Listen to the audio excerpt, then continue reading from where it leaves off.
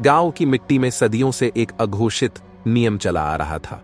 हर दुल्हन की सुहागरात पहले दबंग तेजपाल के साथ। यह कुप्रथा इतनी गहरी जड़ जमा चुकी थी कि लोग इसे भाग्य का लिखा मानने लगे थे। तेजपाल, जिसके पास पैसा, गुंडे और नेता संरक्षण था, गांव का छुपा हुआ राजा बन बैठा था। उसकी नजर जिस लड़की पर पड़ जाती, उसकी विदाई से पहले उसे रात का अंधेरा झेलना पड़ता। गांव के लोग आंखें मूंद कर सहते रहे जब तक रागिनी की शादी नहीं हुई।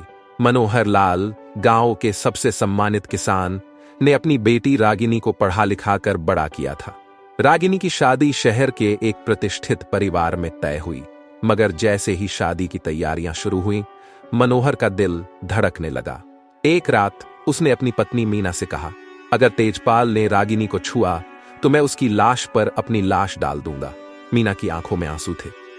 पर पुलिस तो उसकी ही है, हम गरीबों की सुनता कौन है।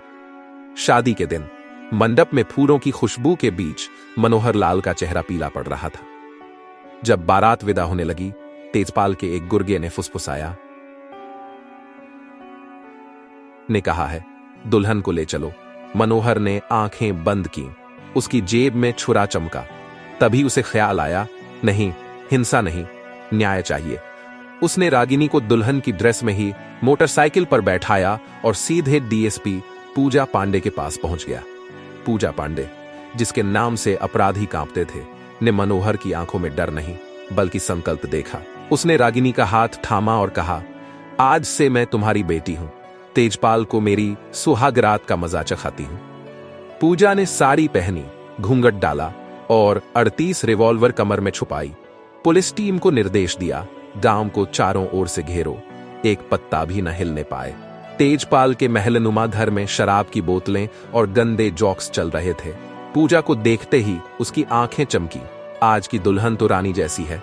जैसे ही उसने घूंघट उठाना चाहा, पूजा ने उसकी कलाई मरोड़ी और सिर पर पिस्तौल तान दी।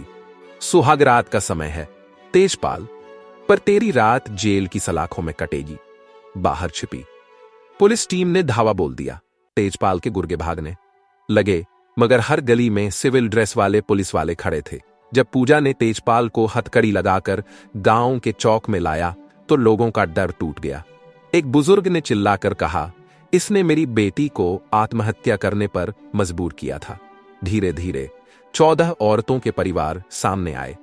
हर कोई रोकर अपना दर्द बयान करने लगा। पूजा ने कागज भरवाए, ये केस अब हाई कोर्ट तक जाएंगे। कोर्ट में तेजपाल के वकील ने धमकाया, सब गवाह खरीद लूंगा। मगर पूजा ने सबूतों का पहाड़ खड़ा कर दिया। मोबाइल रिकॉर्डिंग्स, पीड़िताओं के बयान और गांव के बच्चों के चित्र जिन्होंने तेजपाल को राक्षस बनाकर बनाए थे। जज ने फैसला सुनाया, उम्र कैद और संपत्ति जब्त। गांव में पहली बार बिना डर के शादी हुई। रागिनी के पिता ने पूजा के पैर छुए। आपने न सिर्फ मेरी बेटी बल्कि इस गांव की सभी बेटियों को नया जीवन दिया। ये कहानी सिर्फ एक डीएसपी की नहीं बल्कि उन सभी लोगों की है जो अन्याय के आगे झुकने से इनकार करते हैं। पूजा पांडे का साहस और मनोहर लाल की हिम्मत ने साबित किया, अगर आप सच्चाई की लड़ाई लड़ते हैं तो पूरा समाज आपके साथ खड़ा होता है। डर को हराने के लिए पहला कदम बनिए। न्याय पाने के लिए कानूनी रास्तों पर भरोसा रखें। समाज की चुप्पी अत्याचार को बढ़ावा देती है। आवाज उठाएं, अंधेरा चाहे कितना भी हो